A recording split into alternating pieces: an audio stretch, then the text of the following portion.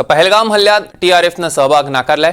टीआरएफने एका पत्राद्वारे हल्ल्यातला सहभाग नाकारलाय। त्यांनी आधी हल्ल्याची जबाबदारी स्वीकारली आणि आता माघार घेतली आहे। भारताच्या कडक भूमिकेनंतर टीआरएफचे धाबे दणाणले। टीआरएफ हा लष्कर-ए-तोयबाचा एक गट आहे।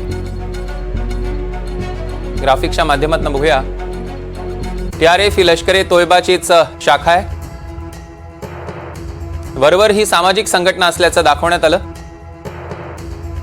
टीआरएफ सगळ्यात आधी सोशल मीडियावर सक्रिय झाली।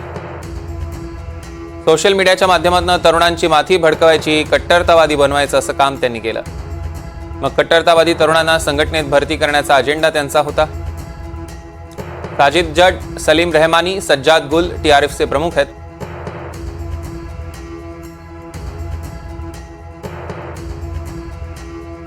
टीआरएफच्या काश्मीरमधल्या कारवाया आपण बघतोय। काश्मीरमध्ये अनुच्छेद 370 रद्द केल्यानंतर लष्कर-ए-तोयबानं ऑक्टोबर 2019 मध्ये टीआरएफ काढली।